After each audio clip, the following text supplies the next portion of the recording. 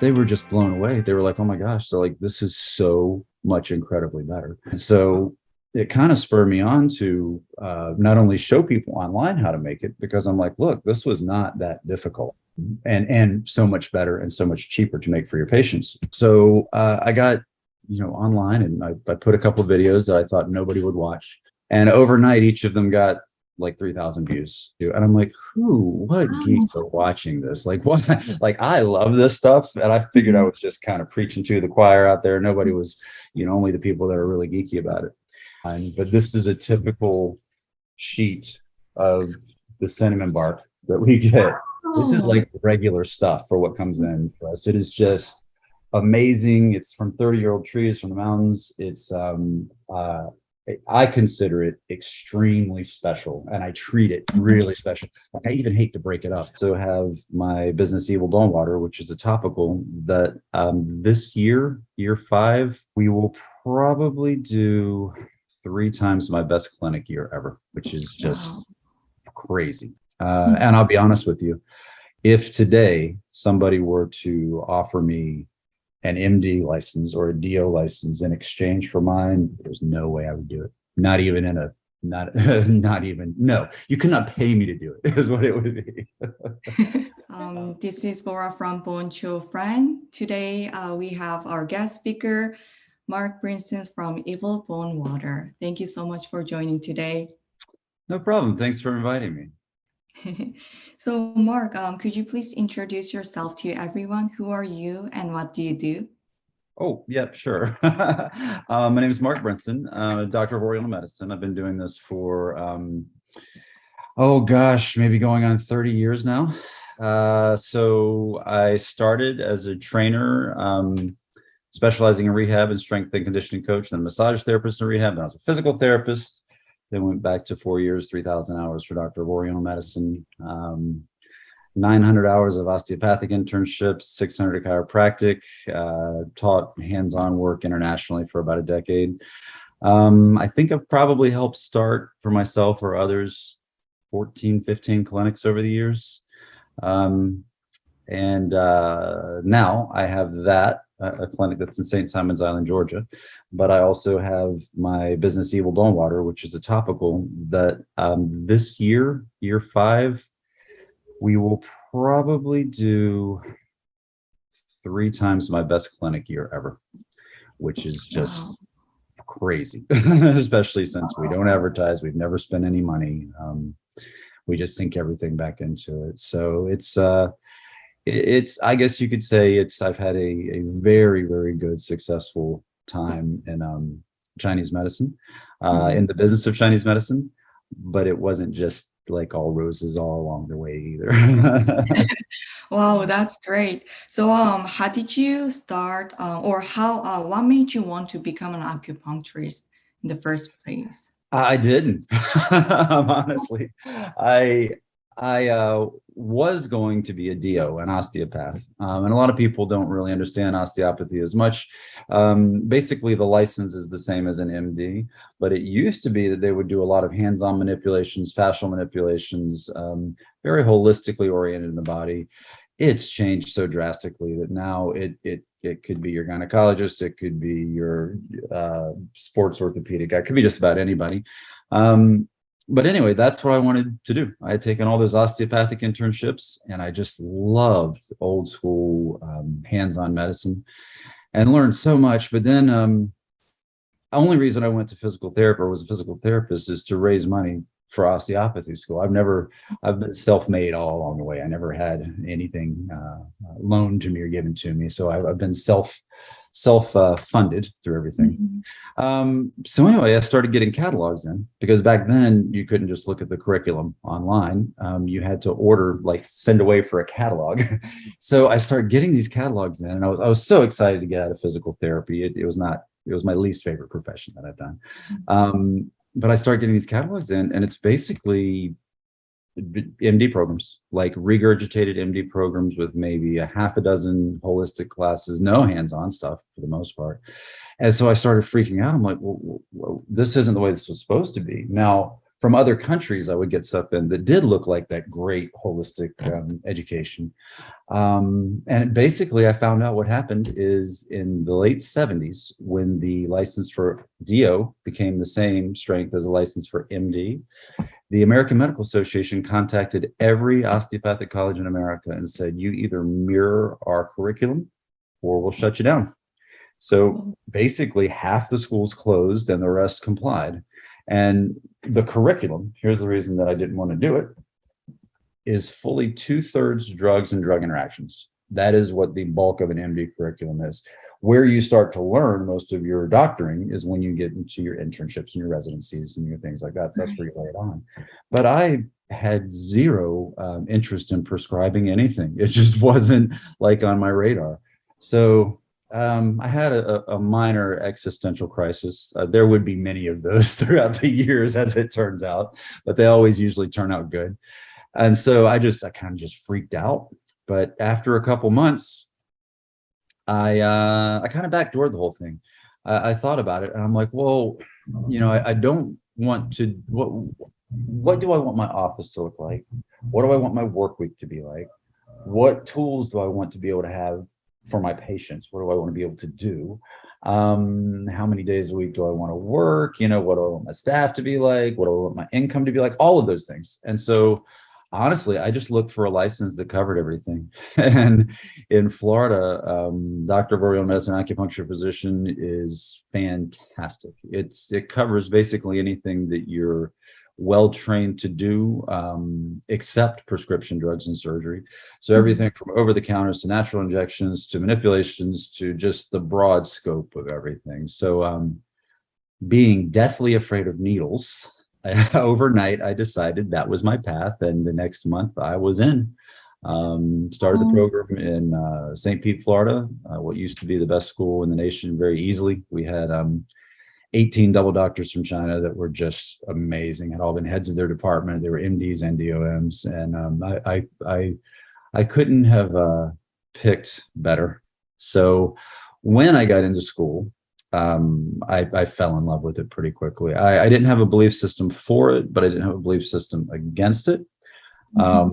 I kind of thought that the curriculum looked fantastic, except 1,000 hours of herbology for 500 herbs and 500 formulas. I was like, that is crazy. That's way too much. Turns out that's way too little. It's like scratching the surface, as you probably know. But anyway, I just got in there, and in basically unskilled hands, so in intern hands, when I was observing intern, I was seeing people just do just amazing things. And so it kind of hooked me in. And I'll be honest with you, if today somebody were to offer me an MD license or a DO license in exchange for mine, there's no way I would do it. Not even no, you could not pay me to do it, is what it would be. The medical system has evolved so much that it is almost impossible for an MD or a DO to work a part-time schedule. It's almost impossible for them to not work under a hospital. They're bogged down with paperwork, legalities. The drug companies and the lawyers are basically dictating care. So, they have to see so many people because their insurance is going to be $75,000 to $175,000 a year. Mine's like $500. So I have the leeway to, well, now I treat every other week. So this is going to sound a little odd, but I'm in St. Pete, Florida, where my headquarters for water is 10 days. And then I travel up to St. Simon's Island, Georgia, where I have a fantastic clinic that runs when I'm not there. And I treat about 50 people in 3 days. And then I run back this way and 10 days here. But at 50 people in 3 days every week was a very, very good living, easily a couple $100,000 a year. And that's what I would consider just a part-time, not a hustle business at all. 6-hour days. I mean, you cannot get that as an MD. So yeah, it was an extremely good choice, even though it wasn't for any kind of like amazing reasons that my great grandfather had studied in this and that. I see, that's great. So you started acupuncture clinic, and then you said you start your Evil Bone Water business 5 years ago. Yeah. We let me see. And so how did you start with that business? feel like a Yeah, lot of so people are so interested about. with the clinics, I really love clinic work. Mhm. I'm blessed to have a really great patient base. We do no advertising, and we've just got people. We've been there for 10 or 12 years. And one of the things that's always been my mission is to spread herbs, because herbs, if done well, are just remarkable, and they're cheap and they're adaptogenic. I tell people all the time, I'm like, look, if I give you this formula and it doesn't work, I gave you the wrong formula or the wrong diagnosis, and we'll fix it. It won't hurt you, but they're like 15 bucks. We'll get it worked out.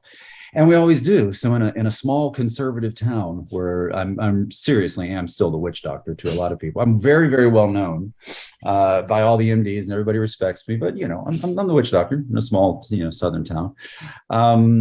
But gosh, herb sales, walk-in herb sales, and things like that easily make up 25% of clinic income.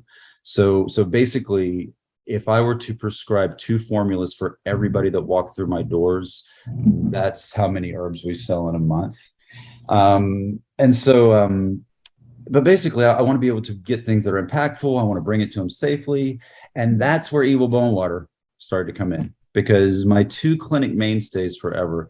Heard of Posemon? So there's one liniment called, not liniment, there's one oil called Posemon, which is extremely similar to white flour. Like, I would consider white flour and Posemon sort of equal opposites. I just don't like the smell of white flour. I had some bad childhood experiences with wintergreen, so I don't use that. But Posemon was the oil or muscle layer stuff that I used. And the other stuff that I used was good old commercial shungu shui. And it was that 1-2 punch. That's what all the doctors in school used. Between the 2 of them, I rarely needed much of anything else. But what I've seen happen over the years has been kind of interesting. When I started out in the late 90s, patents were cheap. Patents were $2. Rarely would you spend more than $3 on something, but you see the prices creep, as you know that they will. But that's what they did. They did for about a decade or so, creep, but then they started to go like this and then like this. Yeah. Then what happened also is the Chinese realized that they could kind of water it down. They could take some herbs out for export. They could take some of the good, the expensive, the rare, they could take it out and nobody would ever notice, just not notice. So with this particular product, there was a dumbing down in 99 that took out the sanqi, which is like what's in Yunnan Payao. It's one of the magic herbs. So it's still in the Chinese not for export version. It's still there, but it's not there in any great amounts. But also they started to take other things away slowly, and then add in a little food coloring to make up for it, use a lesser grade of alcohol. But then finally, like the real pinch point for me was, I used to get this stuff for $5. I'd sell it in the clinic for 15. I thought that was a pretty good value proposition. You get a couple months worth of something, 15 bucks. It's very impactful. And the commercial version, even watered down like it is, it's still a good product. That's toilet water. No, I'm just kidding. But it is a good product. But anyway, I got my invoice in from I don't know, Mayway or somebody, and it was like $12, $13 a bottle. Because what happened is, this company, you'll find out a lot about this company, Solstice. Solstice started buying the rights to some of our best patents. So it started with shungu shui, and then I think the next acquisition that they made was either burn cream. I can't remember which one was next, but anyway, so they bought it. They promptly started advertising to the public, but they also changed their for export formula. So the stuff that we get in now was drastically changed. So I sat there, and incidentally, they've done that with over 20 products that are now 3 times the cost and half the strength almost. A few of them they just completely ruined. So if there's a market for what I do, tremendous market for us in America right now. They've created the market for us. So anyway, when I looked at that, for $5, I'm not making anything. It's we use too much of it in the clinic. We sell too much of it. But when it starts to get to be, 14 or 15 bucks, I was like, I'm a master herbalist. Not only will I make it, I'll make it the way you're supposed to. I'll make it better. So I took a few months. Me and I had my staff do some of the work for me too. Just researched what the original formula was. And we researched basically returning all of the herbs back in that were rare or expensive where it was practical, because there's some that were just from this guy 500 years ago, his little town, that really, if you could find them, they're impractical. So that's what we did. So I made a first batch of it. And, my people were all used to using it, not only my clinicians, but also the people in the community. So they're trying the stuff that I just made and, made, in my opinion, now very poorly, very amateurly, followed what you're supposed to do. But they were just blown away. They were like, oh my gosh, they're like, this is so much incredibly better. And so it kind of spurred me on to not only show people online how to make it, because I'm like, look, this was not that difficult.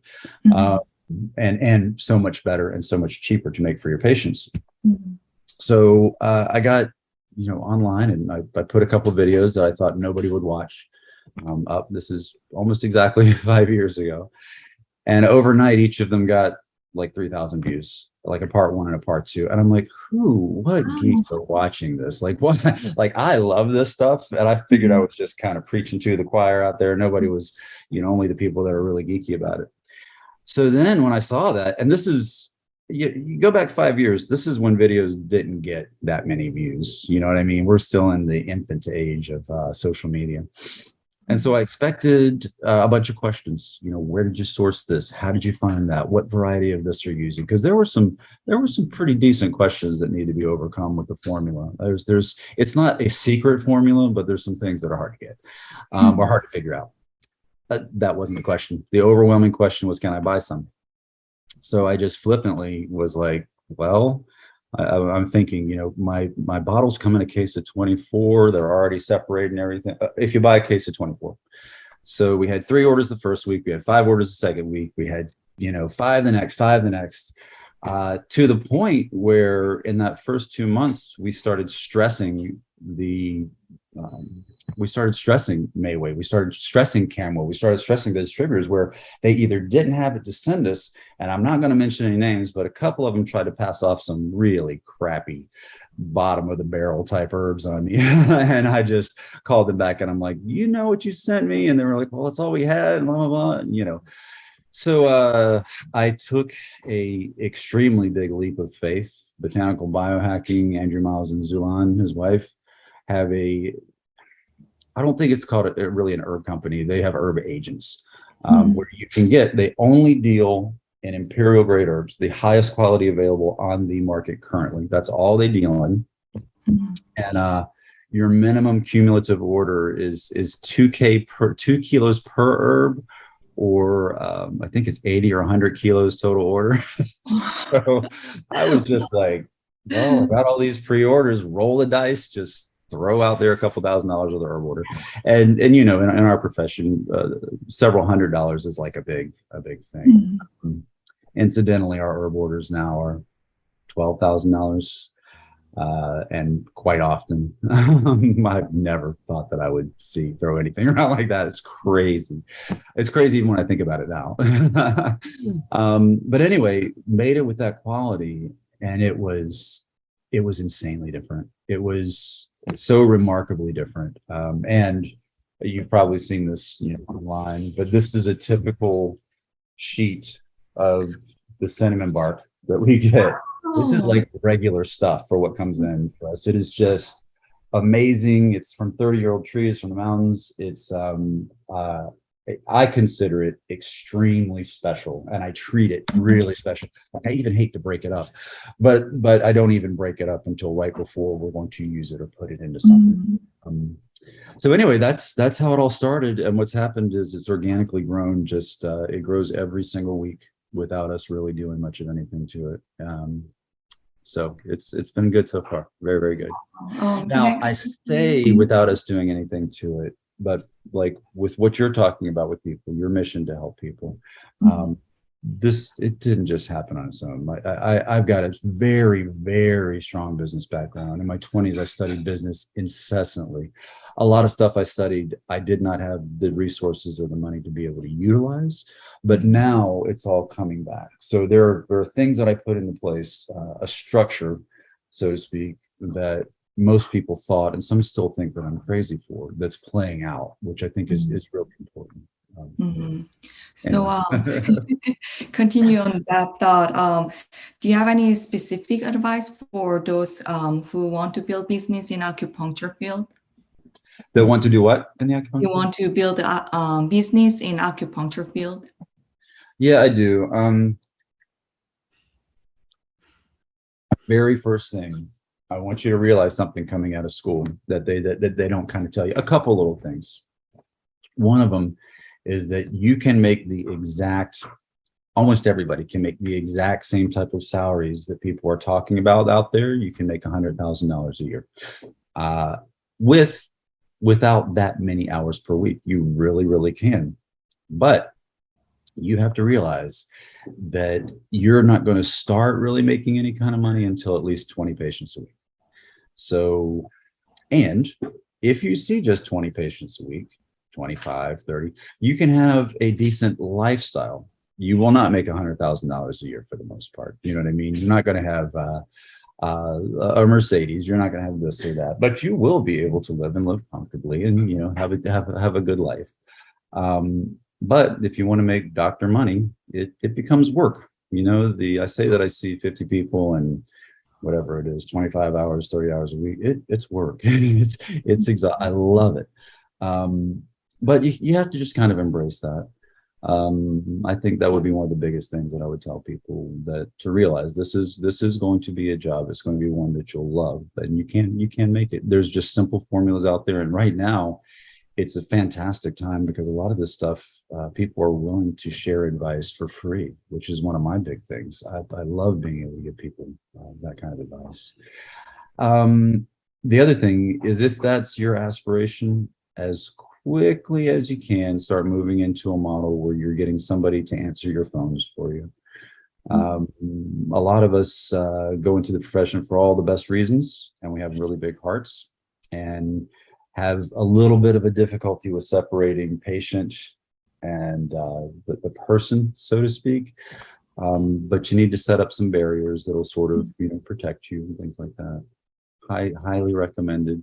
And the other thing is just make sure that you set up your business accounts. You need to have a proper incorporated business account. You need to do all of your finances through there. And rest assured, people think, oh, I'm going to have to pay so many taxes when I do it this way. No, you're not. If you're sinking money into your business the way that you should be, if you've got the proper either support staff or the equipment or this and that and the other, you probably shouldn't have to have any real tax liability at the end of the year until you're over $250,000. And people really don't get that part of it, I don't think, in the beginning. I didn't. So I've learned the hard way a few years of not really filing as a business, that it was only hurting me. So how did you, what made it help you to understand those financial, like accounting part? Yeah, so like I said, I in my 20s, I had a strong business background. I actually had kind of minored in business when I first started college. But I'll be honest with you, you don't really need much beyond Business 101. Like just the most basic business course, the most basic business books. It's the more people complicate it, the worse it gets for the most part. It's not like we're running some business that has high inventory or all sorts of intricacies or contracted labor. They're really pretty simple. And again, we've got a lot of people out there that have already done it. I bet you right now, if someone went online and wanted to have someone share the profit and loss statement with them, I bet you there's people that would gladly be willing to do that. And by that, I say, because if you can look at somebody's profit and loss statement, even if you can't see their amounts exactly that they were, the money coming and going, you can see the structure of where everything's going and how everything's going. And you basically have your business structure right there. The same thing, well, taxes are more complicated. That's another thing. Get yourself an accountant. A good one, and they're so hard to find, but a good relationship with a good accountant can really make things so much easier for you, so much better, unless you just like numbers and you have a mind for numbers. Okay. Thank you. And do you have any advice for students or people who are attending to acupuncture school right now? Yeah, I do, I think. And this is going to be one that is going to be hard to understand for newer people. But for anybody that's been in the profession a long time, they're going to be shaking their heads just like this. And I made the same mistake when I got out too. I got out and started my first, it wasn't my first business that I'd had it with patient care, but it was my first as a physician, right? I started my own. I would not recommend that. I would recommend that you find a very good, um, a very good clinic that treats their people decently, that's not going to sort of overwork you too much, that you can work for probably 2 to 3 years for that. It takes a couple years before you start to be able to learn and see how their systems work. Because when people haven't been in a successful system like that, it's really, really hard to create it just out of thin air. So one of the pivotal points for me that changed things is I started working 1 to 2 days a week with a friend of mine that had a very, very busy clinic in Hyde Park, Tampa, South Tampa. It's a very kind of a little trendy upper kind of area there. And she would just work me like crazy. Sometimes in a short day, I would see 25 to 30 patients with full TCM, like hands-on manipulations, herbs, acupuncture. I have no idea how I did that. But the couple of years that I was there with her, it really, really taught me how that business system worked. It changed the way that I would do things in the future, and it made it so that I could have a successful business.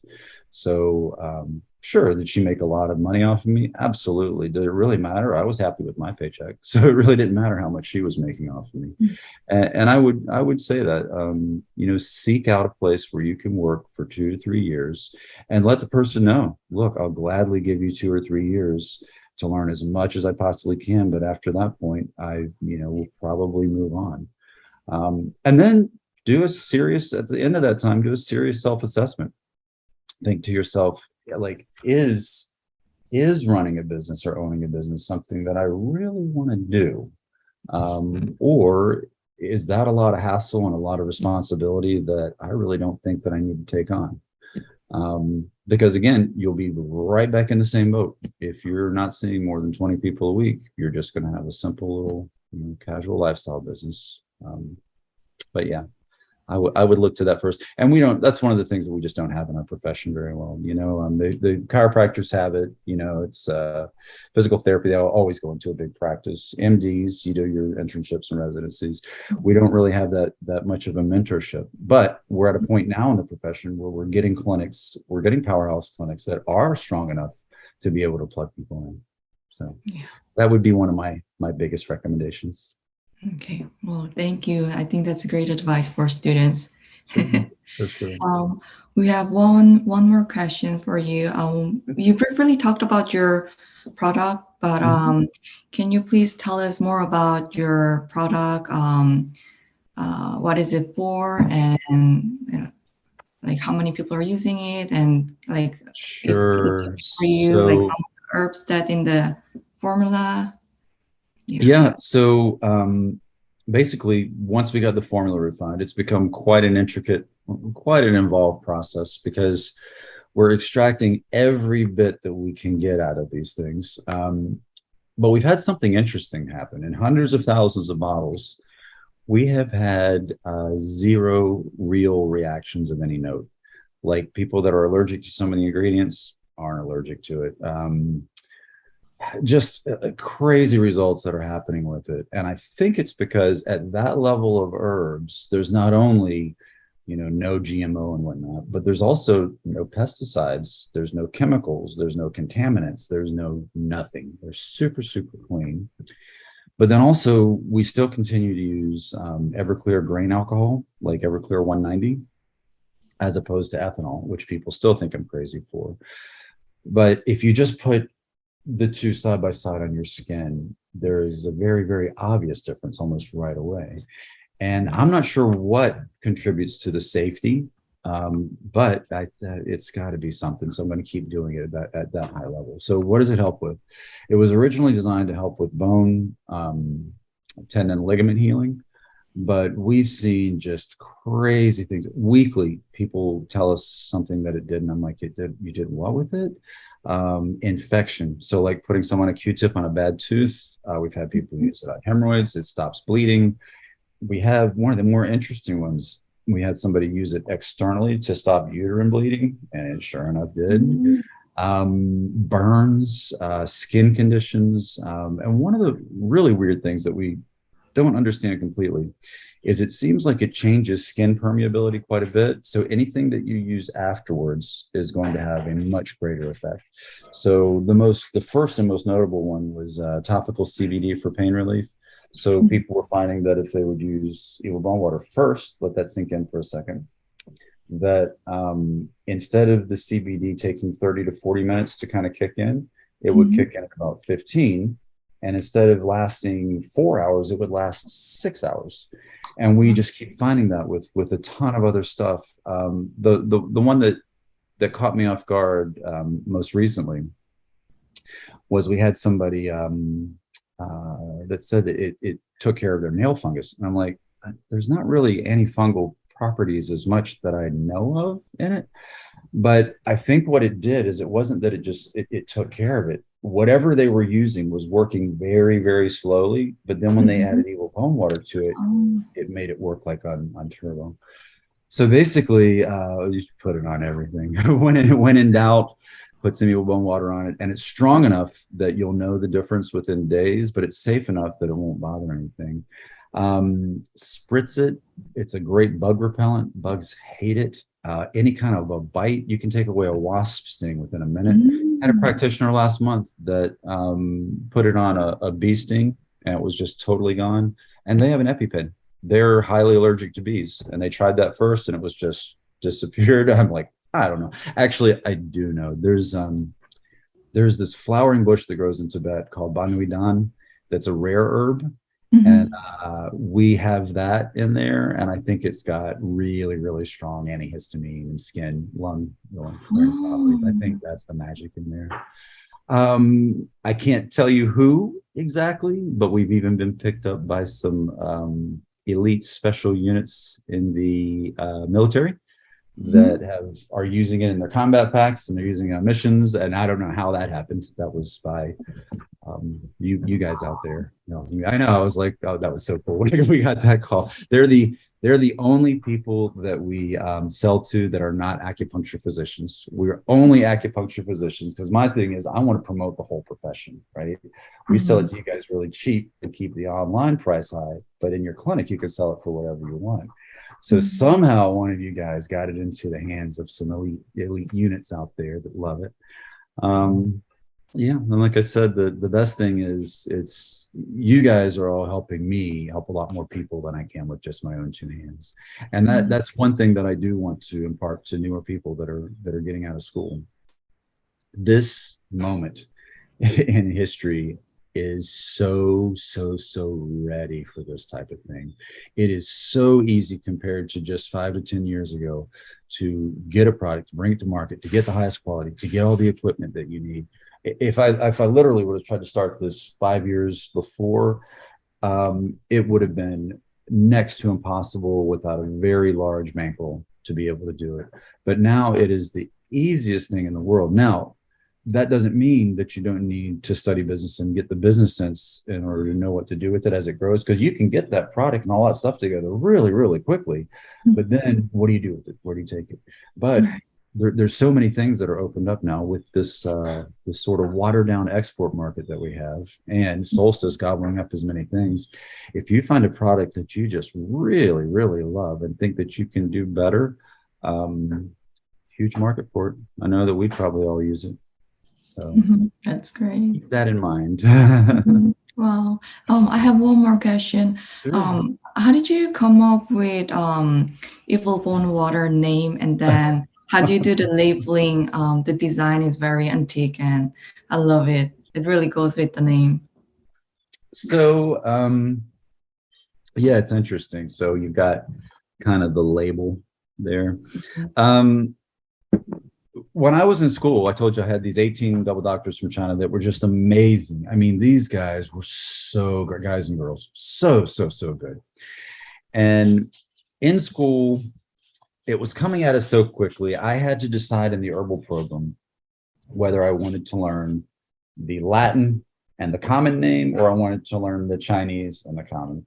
And I just decided I'm just going to learn the Chinese because the names are so descriptive of what it does.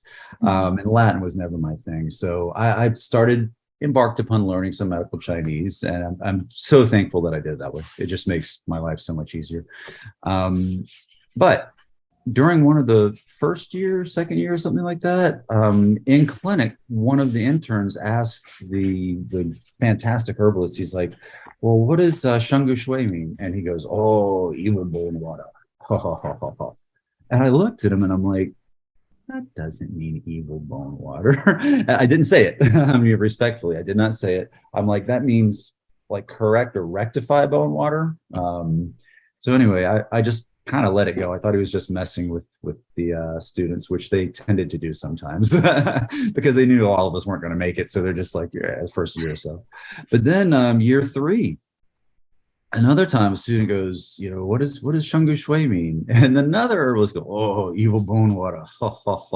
Kind of chuckles under his breath. And I'm like, what? Why are they calling it evil bone water? So anyway, long story short, I still don't know why they called it evil bone water. It must have been an inside joke. It could have been because the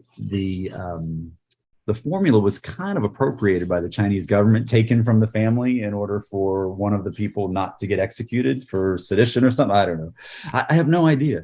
But over the years, what I found out is if I told that story to patients, the evil bone water story about what I was using on them, I would normally tell them that story if I was going to send them home with a bottle as homework. Because if I'm trying to work on their arthritis, if they're using something like that at home, it's just going to accelerate the effects, right? So they'd always remember it. Now, they'd never say evil bone water when they came in for another bottle. But they also would never say Shungu Shui. I mean, they would never even try to approach that. So we get them saying bone juice or bone water or bone stuff or whatever it was. They'd say something that would get the point across, right? So I was like, oh, it's cool. So anyway, when I decided to make my own, I was like, well, I've got to name it something similar. So I named it Shungu Shui, which is rectify, correct, or vanquish evil bone water. So it technically isn't really evil bone water still, but it's rectify or correct or vanquish. And the beauty of it is, even though it's a weird name and still people don't say it because it's so weird, they'll make up all sorts of other things around it. It's exceptionally memorable. And a lot of times with products, you do need something that's memorable. And that's another thing that I'm only going to make this, nothing else. We have decided that we are just going to make evil bone water. We are just going to sell cases. We're not going to have other products. The reason that I'm doing that is because I want to be able to freely exchange information and help others that want to make things. And over the years, I've helped a lot of people that had a good product that wasn't quite great, do a couple little tweaks, take it to market, and it just, explodes. To help them in little ways here and there. Not for pay. It's just for something that I want to see us all succeed. But little things like the name, little things like the coloring of the label, the feel, little things like the color of it itself. Sometimes something with no color or no smell, just for the American palate or just for the American sense of what products are, you might have to give it a little bit of a feel. You might have to give it a little bit of a smell, a little bit of a color. All of those things can turn something good into something that's great. So and that's when it gets kind of fun. When you tweak stuff like that, it gets kind of fun. So yeah, it's a weird name, but it's yeah, no, I think it's a great name because once I hear it, I never forget. Evil bone water.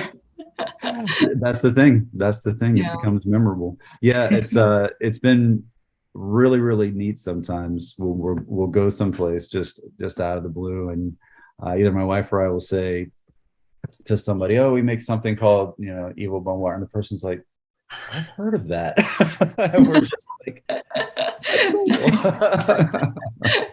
nice. And so this year, you actually might hear a lot more about it. I'm focusing on kind of branding and brand promotion, which doesn't bring me any business or money directly, but it promotes the brand. So it brings business to all the clinics and all of you guys, which is just, it's also fun. So we're getting into the fun stage now. That's great, because I've seen a lot of, lately I've seen a lot of acupuncturists posting Evil Bone Water product on their Instagram page and their stories. So yeah. And that's why from the beginning we haven't created any materials. Well, there's many reasons, but we've had other people kind of sharing in those things. And what's so cool is it's finally working. You know, we'll hear that somebody's Instagram post sent the person to a different clinic to get it that was in their area, but then, and vice versa. You know what I mean? It's promoting getting people into your clinics. So that kind of synergy that you have when you work together is just amazing. Yeah. So we were talking about ordering Evil Bone Water. From me, from my part, I only sell cases and only sell cases to acupuncture physicians, but I also extend that to students. We've had students in several different locations where they'll go in with 3 or 4 people and they'll split like a case price. So I do not mind you doing that. What you'll probably just need to do is you'll need to go through the website evilbonewater.com and apply for an account, basically. And all that we do is that we make sure that you're in school. We want to keep this in the family, so to speak. We want to have acupuncture physicians or people that are going to be acupuncture physicians that carry it. And so, but yeah, you can apply for one and you can get access to the site pretty easily. It's kind of a universal password, so it's not that difficult to get. But yeah, we don't mind if you do that. That's great. Good stuff. Okay, I think that was our last questions for today. Thank you so much for joining our interview and sharing your story. You're welcome. And the one thing that I wish that you could all take away, or new people could take away, is remember what I said. Right now, somebody could offer me an MD or a DO license, and I would not take it. And that's even prior to having Evil Bone Water. No, I wouldn't. What we do can be just the most incredibly rewarding, positive profession that you could possibly have. So think about that. It's really, really a great profession. Thank you. All right. Thank you everyone for watching. If you like the content, please subscribe and like this video. And if you have any question about us or about Evil Bone Water, please comment down below. Thank you everyone, and we'll see you next time. Thank you, Mark. Nice talking to you.